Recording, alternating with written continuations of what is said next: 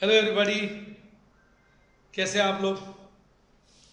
आज बेटा हम मल्टीपल चॉइस क्वेश्चंस करेंगे कॉस्ट अकाउंटिंग के।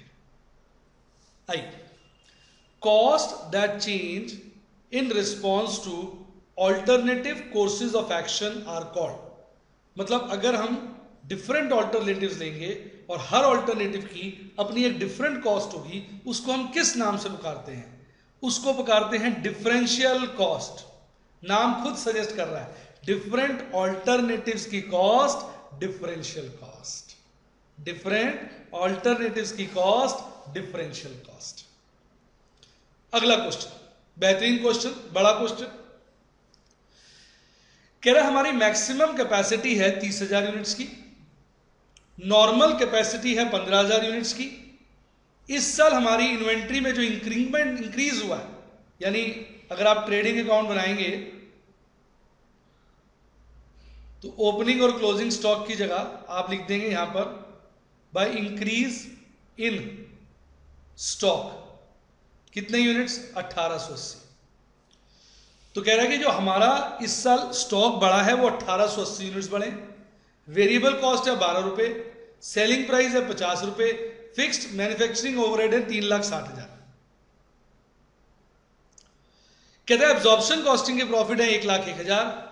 मार्जिनल कॉस्टिंग के प्रॉफिट बताइए। सबसे पहले बेटा आपको याद होना चाहिए कि मार्जिनल कॉस्टिंग के अंदर हम स्टॉक को वैल्यू करते हैं वेरिएबल कॉस्ट पे, और एब्जॉर्प्शन कॉस्टिंग के अंदर हम स्टॉक को वैल्यू करते हैं variable cost plus fix cost पे। अब चूंकि increasing stock on credit side आता है, तो इसलिए एब्जॉर्प्शन कॉस्टिंग के अंदर हमने स्टॉक को ज्यादा दिखाया होगा, तो इसलिए एब्जॉर्प्शन कॉस्टिंग के प्रॉफिट मार्जिनल कॉस्टिंग के प्रॉफिट से ज्यादा रहे होंगे। और जो डिफरेंस होगा प्रॉफिट का, difference in value of stock की वजह से होगा, और वो कितना होगा? 1880 into fix cost per unit. अब हमारी फिक्स कॉस्ट टोटल कितनी है? 3,60,000। नॉर्मल कैपेसिटी कितनी है? 15,000 यूनिट। तो फिक्स कॉस्ट पर यूनिट का फॉर्मूला होता है total fix cost divided by normal capacity.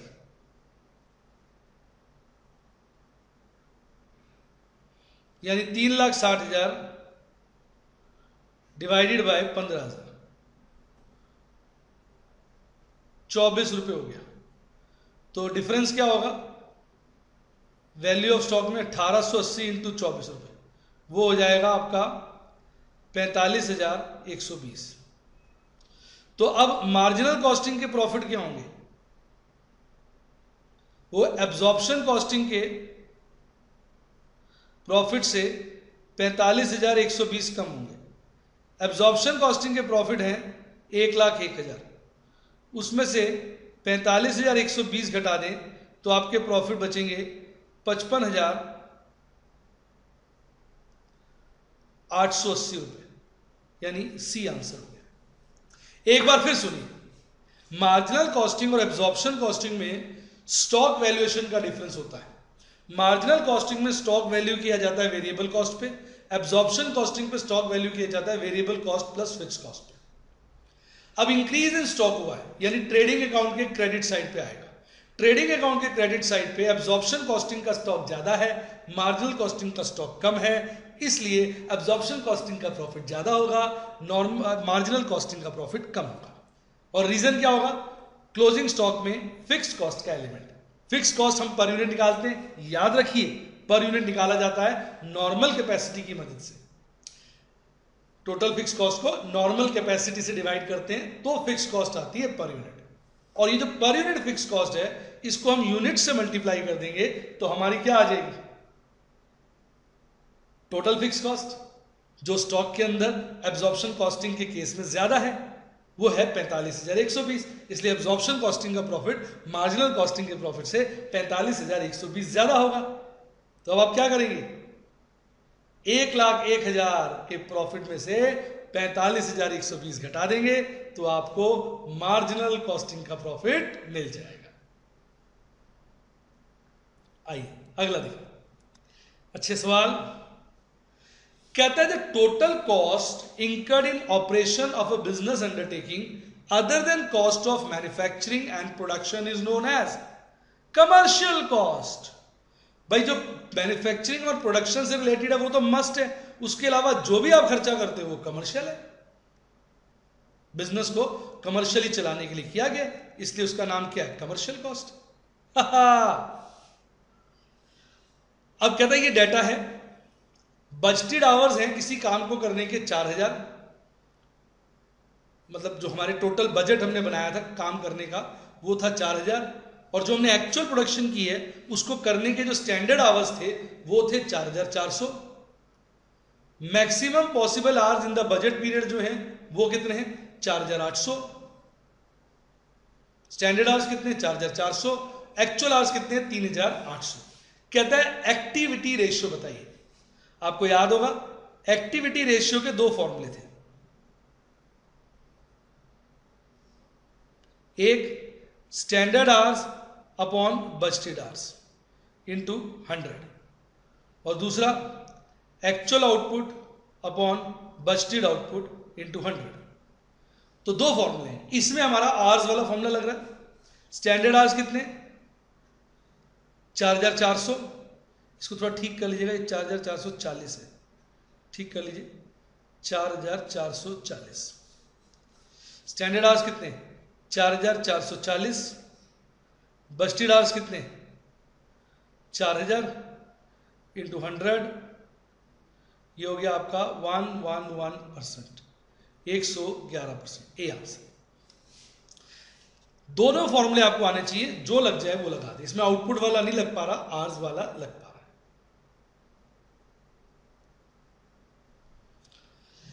अब कहते हैं टोटल यूनिट कॉस्ट क्या होती है? जो यूनिट की जो टोटल कॉस्ट होती है वो क्या होती है? Total cost, unit cost are independent of the costing system used to generate them. नहीं, हर कॉस्टिंग सिस्टम का अपना हिसाब है। मार्जिनल कॉस्टिंग में आपको याद हो हम वेरिएबल कॉस्ट लेते हैं, एब्जॉर्प्शन कॉस्टिंग में वेरिएबल और फिक्स दोनों लेते हैं, तो वो ऐसा नहीं है। Needed for determining production contribution, नहीं, टोटल कॉस्टिंग। कंट्रीब्यूशन के लिए आपको याद हो सिर्फ वेरिएबल कॉस्ट की जरूरत पड़ती है। कंट्रीब्यूशन क्या होता है? Sales minus variable cost. Third, irrelevant in marginal costing, right. Marginal costing में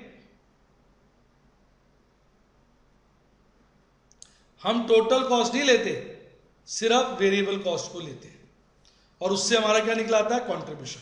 और कंट्रीब्यूशन में से फिर हम फिक्स कॉस्ट घटा देते हैं जस्ट प्रॉफिट निकालने के लिए। तो मार्जिनल कॉस्टिंग वाले फिक्स कॉस्ट को इतनी इंपॉर्टेंस नहीं देते। कैसा लगा? तो इसका आंसर क्या हो जाएगा? सी।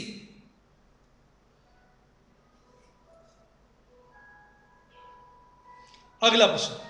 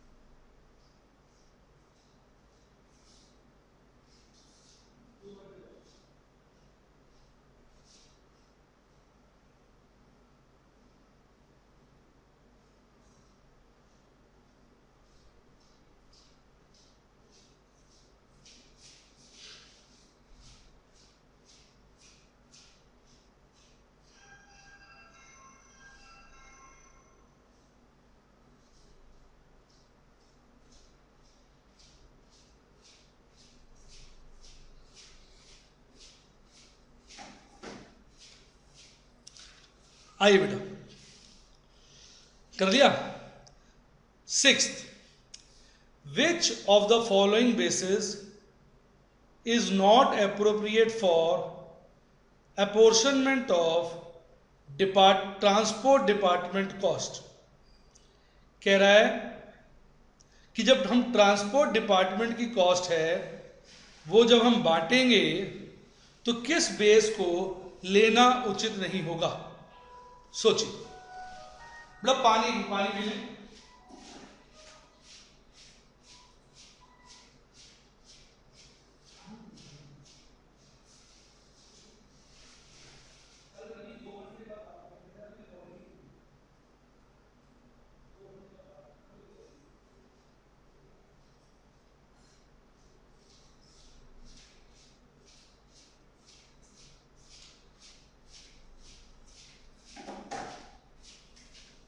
हाँ जी बेटा, तो ट्रांसपोर्ट डिपार्टमेंट के लिए हम जब खर्चे बांटेंगे तो कौन सा बेसिस सुटेबल नहीं है।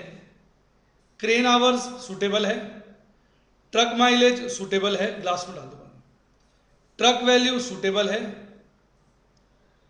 कौन सा डिपार्टमेंट एप्रोप्रिएट नहीं, कौन सा मेथड एप्रोप्रिएट नहीं है,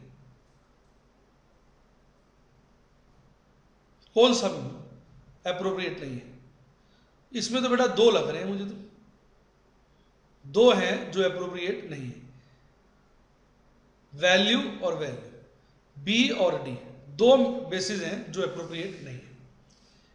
क्योंकि जो ट्रांसपोर्ट डिपार्टमेंट है, कितने क्रेन कितने घंटे काम लिया गया उसके बेसिस पे खर्चे बांटने चाहिए, और ट्रक कितने किलोमीटर चला उसके बेस पे खर्चे बांटने चाहिए, ना कि वैल्यू के बेसिस पर।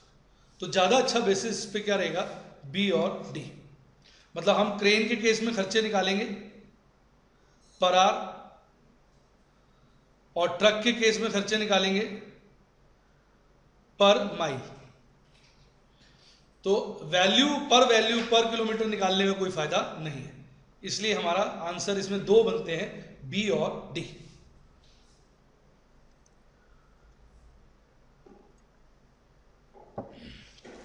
राइट जी।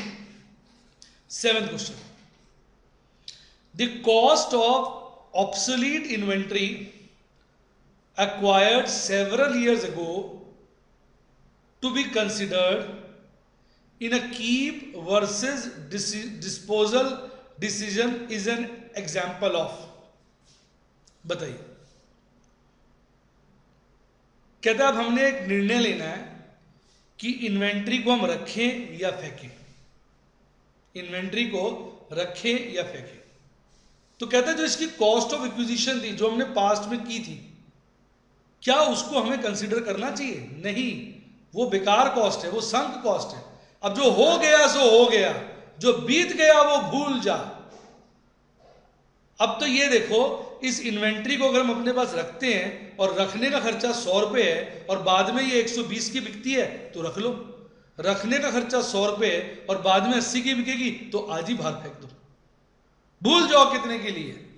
गलती से जहर ले आए 100 रुपये का, अब ये सोच के थोड़ी यार वेस्ट हो जाएंगे 100 रुपये, जहर खा लो, ऐसे थोड़ी होता है। दवाई ले आए, एक्सपायर्ड हो गई, हो इतने पैसे खर्च हो गए थे, वेस्ट हो जाएंगे, इसलिए एक्सपायर्ड दवाई खा ली। बेटे जो खर्चा हो जाता है, जिसको अब आप अंडू नहीं कर सकते, तो उसको भूल जाना चाहिए। उसको हम बोलते हैं कॉस्टिंग के अंदर संक कॉस्ट। अगला सुनिए, कहता है नेक्स्ट ईयर की जो हमारी बजटेड सेल्स है वो 5 लाख यूनिट है। कितनी है ये, इसका मार्क कर देते हैं बी, 5 लाख यूनिट है। डिजायर्ड एंडिंग इन्वेंट्री यानी हमारी जो सेल है वो है 5 लाख,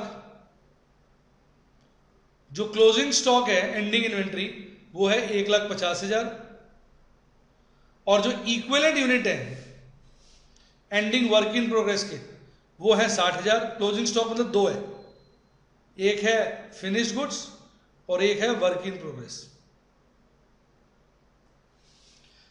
ओपनिंग स्टॉक जो है वो है 80,000 और वर्क इन प्रोग्रेस का 50,000। फिनिश स्टॉक और work in progress, work in progress होता है जो इनकम्प्लीट माल है। कहता है हमें कितने यूनिट प्रोड्यूस करने चाहिए। वाओ, प्रोडक्शन क्या होती है, closing stock plus sale minus opening stock. इसके लिए सिर्फ फिनिश गुड्स लोगे। क्लोजिंग स्टॉक कितना है, 1,50,000, ठीक।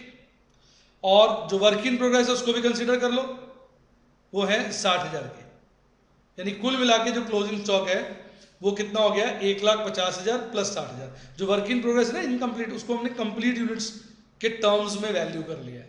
मतलब इसका ये होता है कि मान लो हमारे पास 1,20,000 यूनिट है जो 50% कंप्लीट है, 1,20,000 यूनिट 50% कंप्लीट है, तो उनको हमने 60,000 कंप्लीटेड यूनिट्स के बराबर मान लिया है।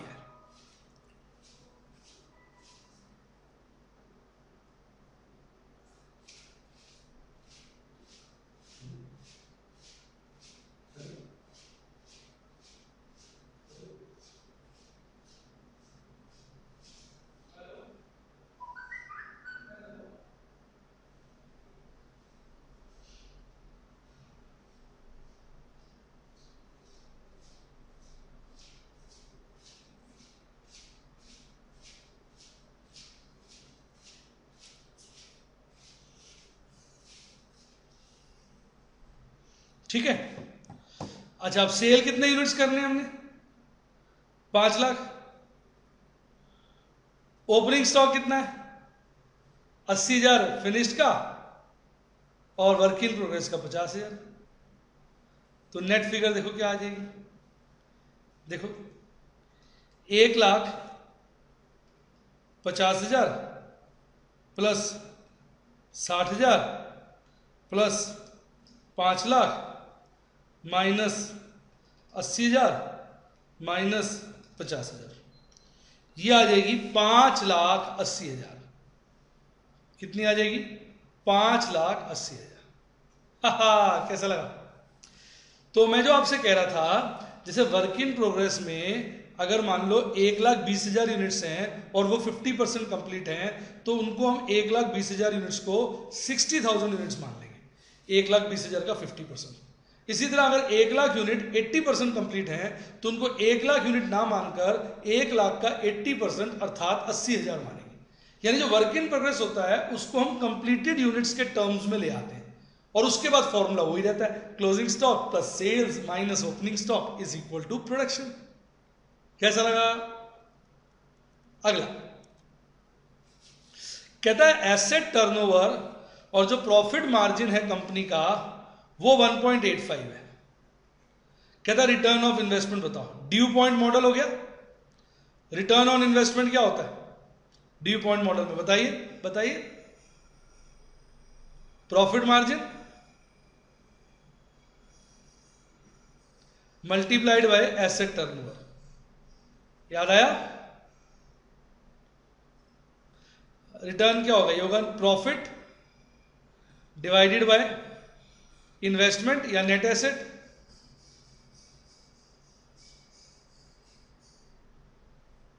Return on investment, profit margin क्या होता है, प्रॉफिट अपॉन सेल्स, और एसेट टर्नओवर क्या होता है, सेल्स अपॉन नेट एसेट।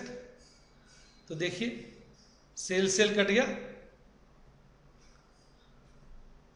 तो प्रॉफिट कितना है, प्रॉफिट मार्जिन कितना है 0.35, और एसेट टर्नओवर कितना है 1.85। तो देखो कितना आएगा 0.35 इंटू 1.85, ये हो गया 0.6475, 0.6475। तो अप्रोक्सीमेटली 0.65 हो गया, अप्रोक्सीमेटली क्या हो गया 0.65। कैसा लगा बेटे, मजा आया। ड्यू पॉइंट मॉडल है।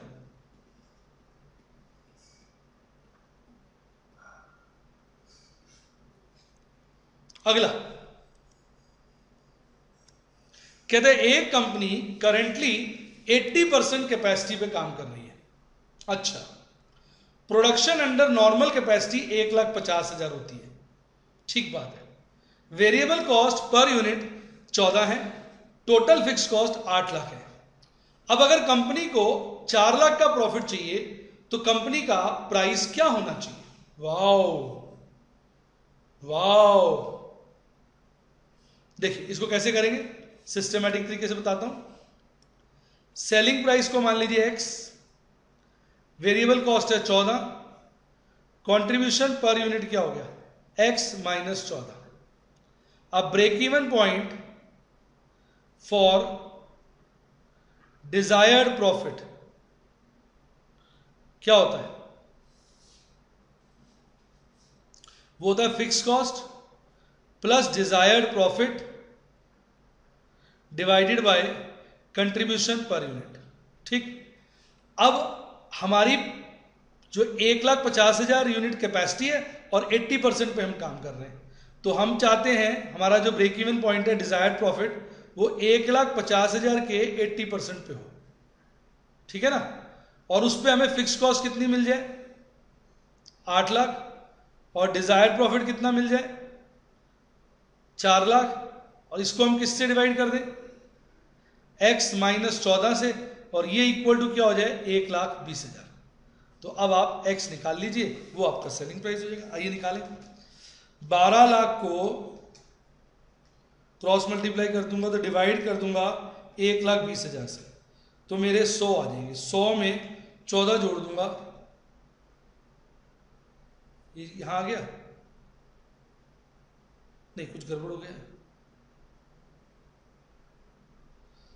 गड़बड़ हो गया। फिर से देखिए, 12 लाख को मैं 1,20,000 से डिवाइड करूंगा तो 10 आ जाएगा, और फिर उसमें 14 जोड़ दूंगा, 24। x आ गया 24। कैसा लगा स्टाइल? फिर सुनिए, वो कह रहा है कि हम नॉर्मली 1,50,000 यूनिट बनाते हैं, पर अभी हम 80% पे काम कर रहे हैं, यानी 1,20,000 यूनिट बना रहे हैं। कह रहा है 1,20,000 यूनिट बनाकर हम 4 लाख का प्रॉफिट कमाना चाहते हैं, यानी break even point for desired profit 1,20,000 unit पे हो। और break even profit point for desired profit का फॉर्मूला क्या होता है? Fix cost plus desired profit divided by contribution per unit. Selling price को x मान लो, वेरिएबल कॉस्ट 14 है, कंट्रीब्यूशन पर यूनिट क्या हो जाएगा? x minus 14। फॉर्मूला लगाओ और x निकाल लो। कैसा लगा? मजा आया? Thumbs up. तो इस तरह के होते हैं हमारे मल्टीपल चॉइस क्वेश्चंस। फटाफट करने होते हैं। मैं थोड़ा धीरे धीरे बोलता हूं, फिर थोड़ा स्पीड पे बढ़ाता हूं, लेकिन आपने तो बहुत फास्ट करना है, राइट?